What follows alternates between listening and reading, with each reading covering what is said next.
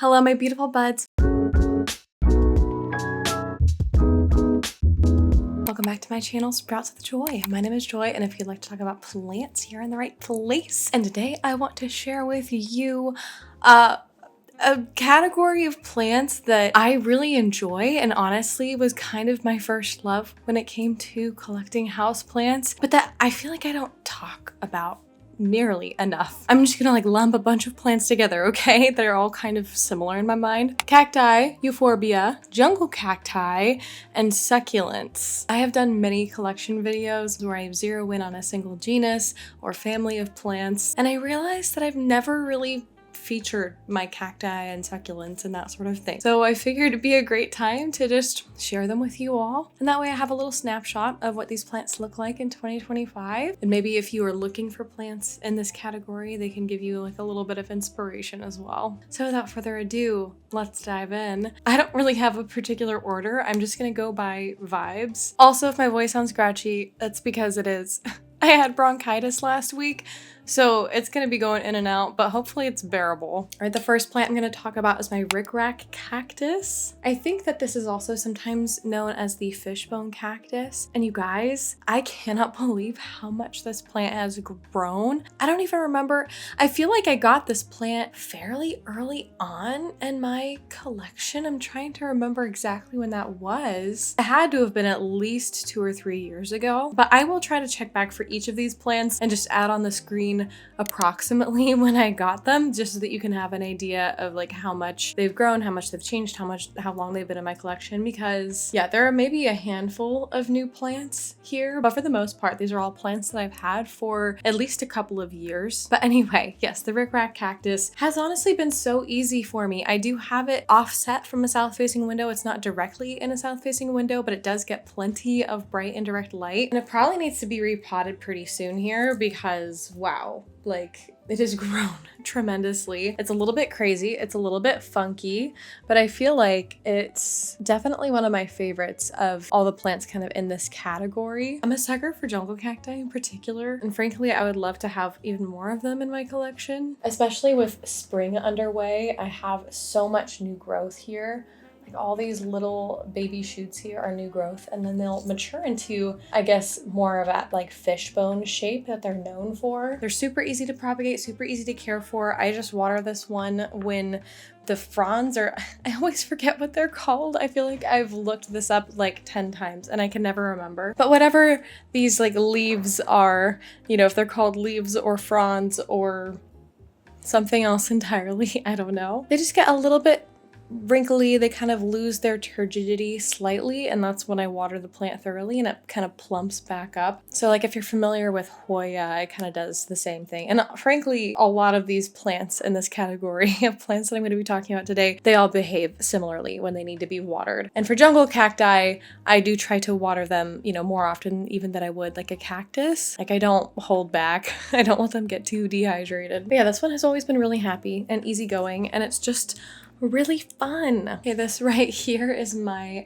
prickly pear cactus or opuntia, although I don't know what the second name is. I just know that it's the opuntia genus. And this plant I actually originally found at a Home Depot for $5. And even though we've been through a little bit of a journey, it's honestly grown really well for me. I feel like it's given me an average of 1 or 2, I guess, paddles a year. Originally it was just 1 paddle with the second paddle here. And then one of my children knocked the plant over and kind of broke off the top paddle. So then I propagated that top paddle and it became this paddle right here. Then this paddle grew a new paddle, and then this paddle grew another new paddle. And now there's another one up here that's a little bit funny because for some reason it started growing it in the basement. Okay, rewind. I overwinter this cactus in the basement where it's a little bit colder and darker. And in the summer, I take it outside where it usually will give me a paddle, but it decided to give me this growth over the winter time while it was in the dark. So it's a little bit, small and weird looking. But it's okay. I truly do love this plant though. Of like all the cacti out there, I feel like this is definitely my favorite. It's the one that I find most aesthetically appealing. And I would be very interested in getting a variegated opuntia because I've seen those around and they look really cool. But in general, this has honestly been super easy going for me once I kind of figured out my pattern with it year by year, where I put it outside in the summer and I bring it and overwinter it in the basement. It works. It's pretty fuss-free, easygoing. I mean, I don't really know that much about cactus care, but whatever I do, it works well enough, okay? It'll be kind of fun to see. I mean, I don't know how tall I'm gonna grow this. I might kind of propagate it and keep getting it to be like, bushier isn't really the right word, but I think you know what I mean, kind of fill out the pot a little bit. I do love how it looks with having 2 cacti in this one pot. So I will say, just now I got a few little needles in my hand. So like, do be careful of that. I was a little bit too bold in my poking of this plant, but we're gonna be okay. It's fine. This is called a Stapelia grandiflora, and it is such a baby because I actually, long story short, I was touring a greenhouse with one of my friends that works at the greenhouse. Like a little piece of this plant, the Stapelia grandiflora, just like the tiniest little piece was on the floor. You know, normally I know like prop lifting and stuff is like frowned upon, but it was just on the floor. And I asked my friend who worked there, I was like, do you think I can just like take this and see if it grows? And he's like, oh yeah, sure. I was very doubtful because it was like borderline shriveled. It was like so bad. And that was like 2 years ago. But I went ahead and potted it up. I just put it in soil and believe it or not. So like this bottom part here, the shriveled part, I mean, it was not quite this shriveled when I originally got it, but it has since kind of died off. But this part here grew off of it, and it's taken 2 years, but it's a little baby, and we'll see if it continues to grow for me. I really love these plants. They're super soft and like velvety. Oh my goodness, it's really wonderful. And they actually have these really intense blooms, hence why they're called grandiflora. Honestly, if you look it up, or maybe I'll try to find some pictures, the blooms are massive and so fascinating. And I think Wild Fern probably has one of these plants, because I think that's when I initially heard about the plant, was from her collection. And yeah, I recognized on the floor, and I was like, oh, actually I've been really wanting to try one of these out. And yeah, it's been a long journey with this one, but I'm hoping that now that it's finally given me like some new solid growth, maybe over the summertime this summer, like maybe I'll put it outside. I don't know. I haven't really decided yet. It seems a little fragile for that, but I'm excited to see where this can grow. And there's something that's so rewarding about growing a plant just from like the tiniest little propagation. So that is one thing that I do love about succulents, is like the way that they propagate. I mean, I love propagating all of my plants, but like, it's just really satisfying to watch succulent propagations grow. I mean, I think that's actually one of the things that got me the most into houseplants initially. Was I think I had an echeveria, and I would, you know, propagate using the little leaves, and like they would like the little clusters of new plants would grow from like the ends of the leaves. And oh my gosh, I just have such fond memories of doing that. And though, spoiler alert, I don't have any echeveria in my collection anymore at the moment, that's still something that I hold really dear to my heart. Okay, this right here is my rhipsalis paradoxa. This might also be one of my favorites in this category, although I'm kind of concerned now that I'm gonna say that about nearly every plant, so I don't know, I guess we'll see. But this, I think, is my only rhipsalis in my collection, I think. But it is very like succulent in my mind, like it just fits in this category of like a jungle cactus and that sort of thing. So I mean, correct me if I'm wrong, but like in my mind, this works. But also, like, I don't know, if I had enough rhipsalis, I would make a collection video featuring just rhipsalis. I know some people that have done that, but this is the only one that I own, so I'm just gonna lump it in with the rest of my like jungle cacti and succulents and cacti and that sort of thing. Frankly, I just love the way that this grows. It grows so quickly, and the shape of it is really satisfying. I don't really know how to explain it. It's super easy to grow too. I have it hanging in a west-facing window. All I really do is water it when it gets a little bit squishy. It's super low maintenance. Frankly, like, this is a plant that I would absolutely recommend for people that don't usually have plants, because in my mind, it has been really low maintenance. And if any of these pieces break off, it propagates so easily. You can even see here, there is actually some like aerial roots growing.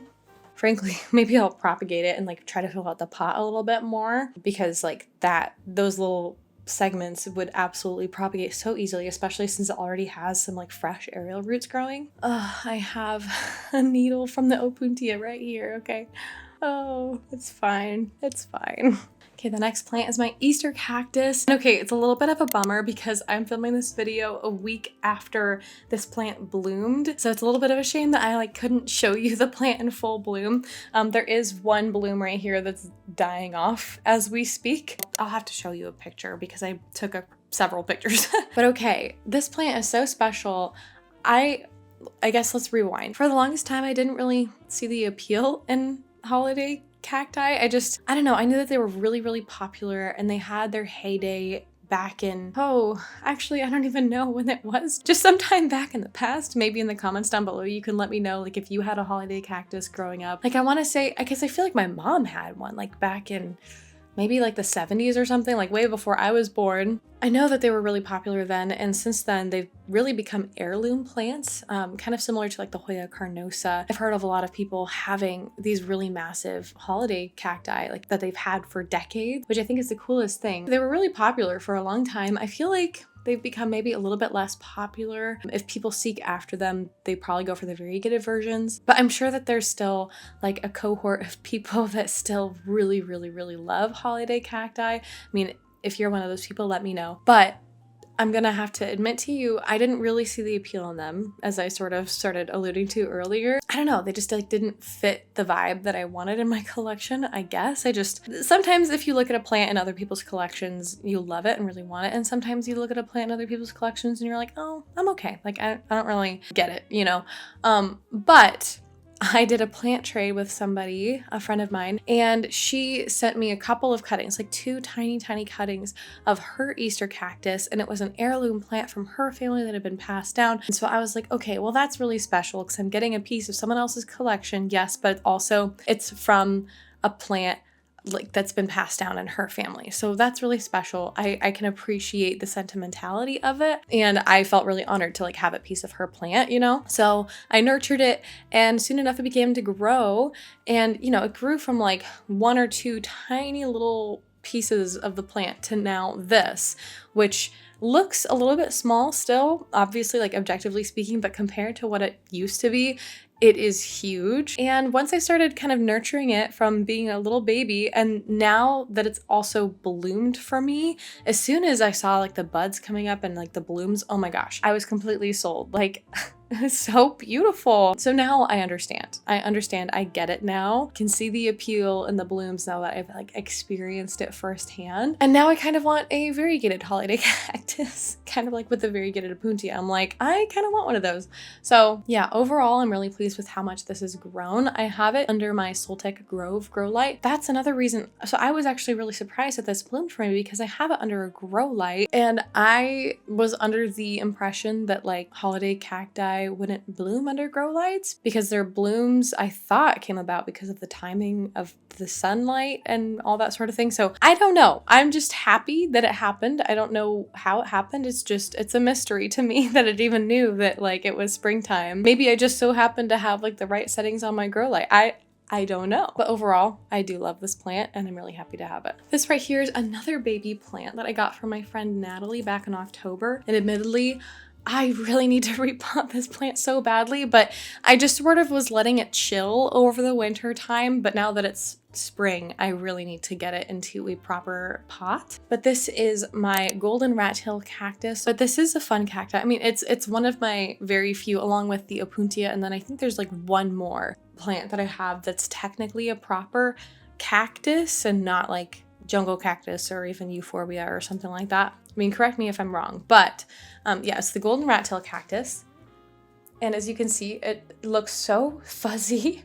And this is really fun because, so one of the plants that's been on my wish list for the longest time is the monkey tail cactus, and I still would love to have it, but I feel like the rat tail cactus is like a miniature version of the monkey tail cactus, so I can kind of whet my appetite on this, try this out. And then once I eventually get a monkey tail cactus, maybe I can have them next to each other and it'll be like a mama and a baby, I don't know. And also it's really funny to me because it's supposed to be a golden rat tail cactus, and like half of this specific specific specimen is gold, but the other half is white. But yeah, I still don't know like a whole lot about this plant. I've just been trying to keep it alive and it's still relatively new in my collection. This is probably the cacti slash succulent slash whatever that I've had for the shortest amount of time. So it's still very much, I'm kind of trying to figure out its place in my collection because I've only had it for a few months. And I mean, I think it's really fun and I love it. And I'm really glad that my friend gave it to me as part of a trade. But yeah, I'm eager to like learn more about it and get to know it, especially as I do like repot it and that sort of thing. The next plant I'm going to talk about is my huernia zebrina, which, okay, this is another one that's definitely in my top 5 when it comes to like this category of plant. I adore this plant so much. I believe it's categorized as a succulent, and it also has, so similar to the Stapelia grandiflora, it also has really cool flowers, which I think is why this is also called a lifesaver plant, because the flowers kind of look like lifesavers. But just take a look at that. Oh my gosh. This has also seriously grown so much for me, and it's grown, I feel like it's grown really rapidly, but I love the way that it kind of trails out of the pot like that. It's just has a really fun growth pattern. I love the way that it feels too. It's just like a little bit spiny, a little bit squishy. This is a very satisfying plant to watch grow. I've got a lot of new growth on it as well. This is another plant that's super easy to propagate and share with friends. So I have given quite a few like little cuttings away to my friends. And there have also been times when pieces of this plant have just kind of snapped off because like it is a little bit fragile. So if you bump it too hard, one of these little pieces can easily come off. But again, like it's so easy to propagate that like it's really not that big of a deal. You can just add it back into the pot or you can give it away and share it with a friend. Yeah, I genuinely have had 0 problems with this plant, literally ever. It has always been so happy with me. I think I've also only ever had it under grow lights. So initially I had it under, oh, I don't even remember what the brand is. It's just like a super generic, really strong grow light. I had it under that for like the first year that I owned it. And now I also have this under the grow light from Soltech and it absolutely loves it. It has been exploding with growth ever since I put it under that grow light. So yeah, honestly, I have no complaints with this plant and I love it so much. And I think everyone should try it out. Like all the plants that I'm sharing today, I feel like this is the one that I think everyone should have. And I don't know why. I think it's just because it's really easy to take care of. It has the potential to bloom, which is very exciting. It's a great plant to share with other people, and it's just cool. All right, next I'm going to talk about 3 plants in a row that are all very similar. So I'm going to kind of lump them all together, I guess, because I may as well. But in order to do that, so my cat is just like sitting right here. I'm going to have to shut him in a different room. He will go absolutely feral the second I bring these plants out. So hang on. That's my string of hearts. I have 3 different varieties, and sometimes I actually kind of forget that string of hearts are considered succulents. But as I was compiling my list, I was like, wait a second, don't they technically count? And I looked it up and it said they counted it. They were kind of loosely categorized as succulents, and I figured, sure, why not? I'll throw them in there. I believe they're also called like Ceropegia woodii is the scientific name. I've already gotten them tangled, which is the age-old problem with string of hearts. Now, I will admit all 3 of these plants really have not fared well over the winter time. So I'm just hoping that they bounce back for me over the summer because I feel like every single summer they really explode with growth. But okay, the first one I'm going to talk about is my OG string of hearts. I'm pretty sure this might be like my 3rd regular string of hearts that I've owned in my plant collection time. And I think the first one died because I had no idea what I was doing with string of hearts. Like I don't think I watered it enough, and I got it very early on in my plant journey, I believe. So that one just like shriveled up, right? But then my second string of hearts, it was doing so well, but then one of my children like plucked all of the hearts off of it. So then this was the replacement plant for that one. And honestly, it's really not looking that great right now. I have it hanging in a south facing window, but again, I think that the winter and maybe like the temperature and it being like a little bit cold by the window, like it's been exposed to drafts, I think, a little bit too much. So it just like looks a little bit dull to me.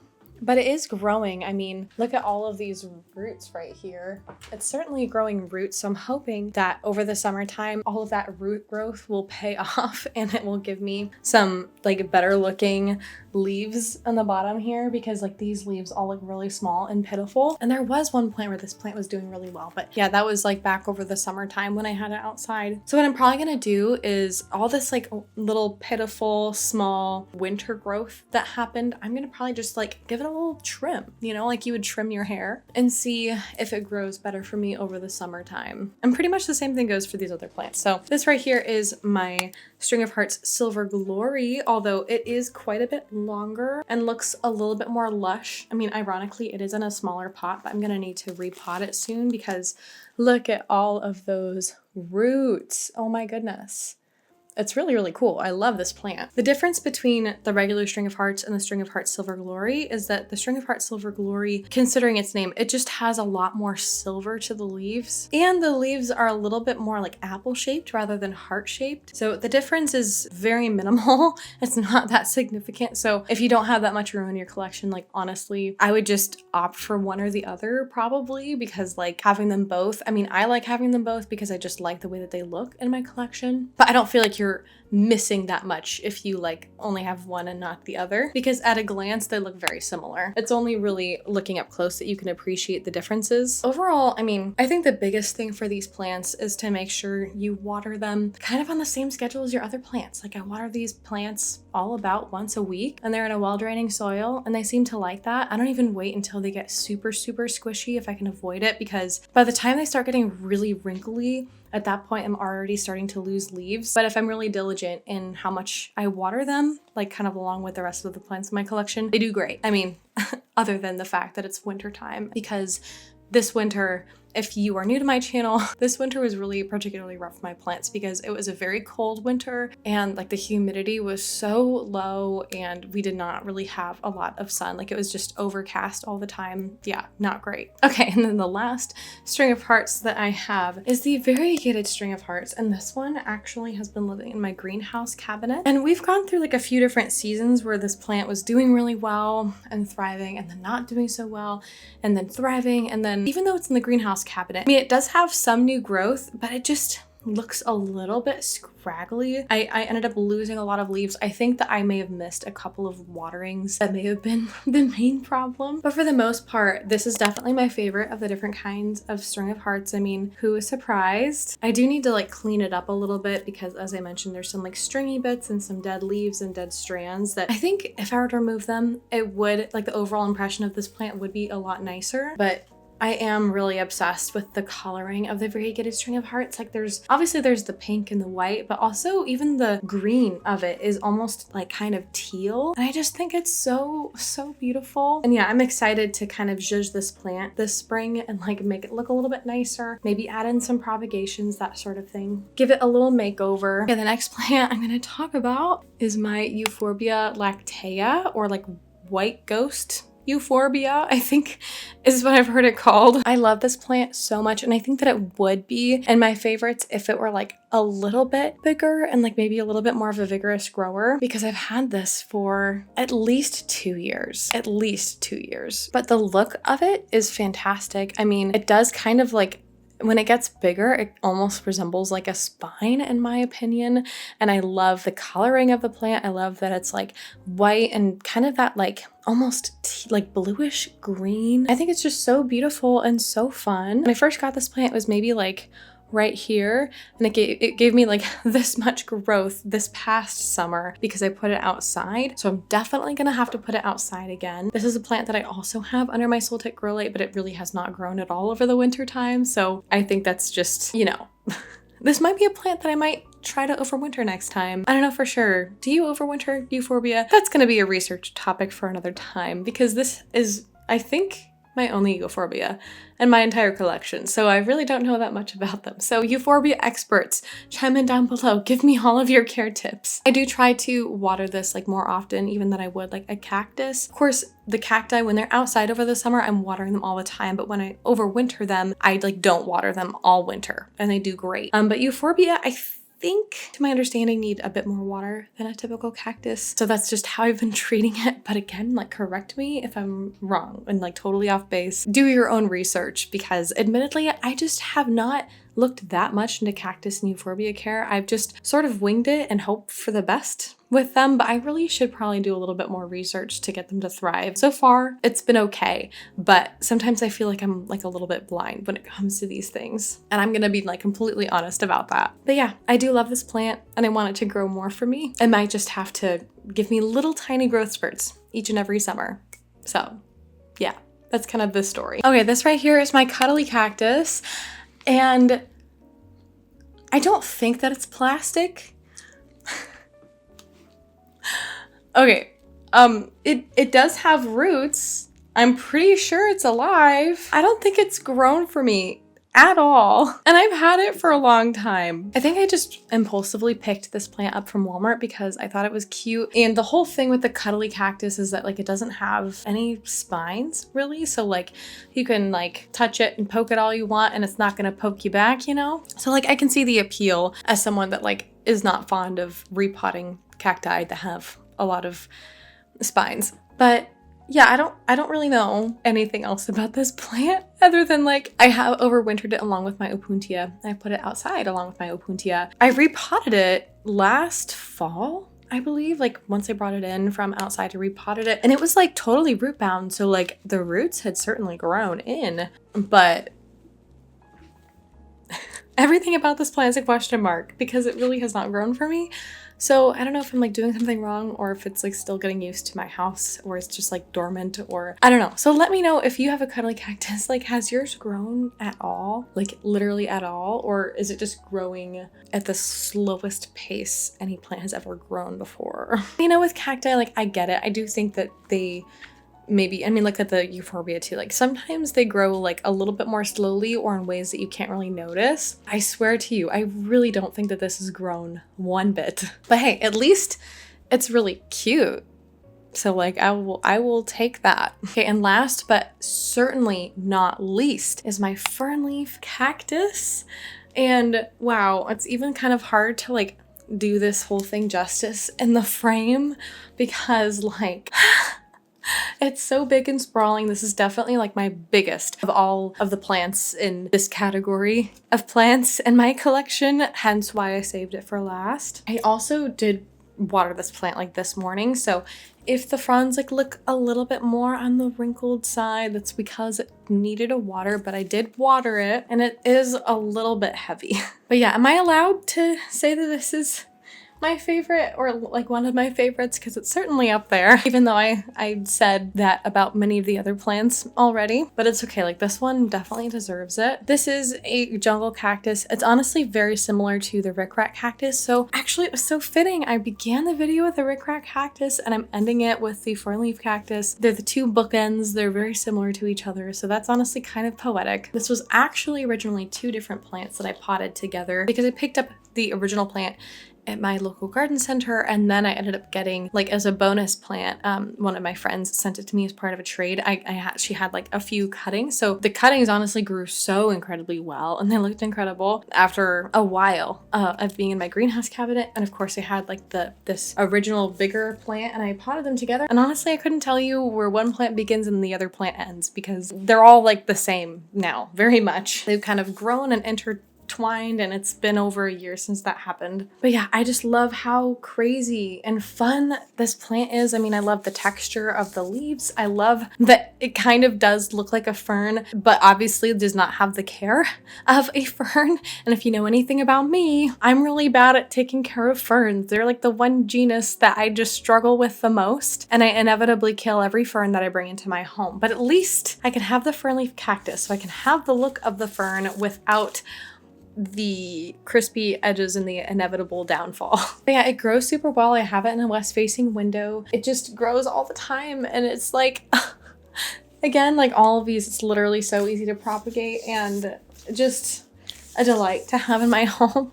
So I feel like this plant was on my wish list for a long time before I finally got it in my collection. So if you have been wanting a fern leaf cactus, like this is your sign. Just go ahead and get it because it's really easy. At least for me, it's been easy to take care of. I don't want to like say that as a blanket statement all the time. I know that I probably have, but like everyone's home is different. Everyone's life is different. So like there's grace, you know, I'm bad at ferns. You might be great at ferns. Like we're all just trying to do this thing. Okay. But for me, at least, it has been very easygoing. Like I just really haven't had any problems with it. Like no pests, no root rot or like anything like that. And yeah, it just grows and it's happy and it's sprawling and it's crazy and funky and it keeps hitting me in the face, but I still love it anyway. And that's all of them, I think. I really hope I'm not missing any because that would be super embarrassing, but I'm pretty sure that's all of the cacti, succulent, jungle cacti, and euphorbia, etc.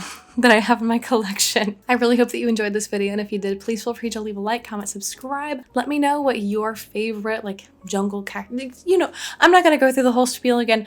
Your favorite of like this category of plants that I just talked about. Do you have any in your collection? What are your favorites? Any of that, I would love to hear about it in the comments down below. So thank you so much for watching. Until next time, I hope that you have a wonderful and blessed day. Bye-bye.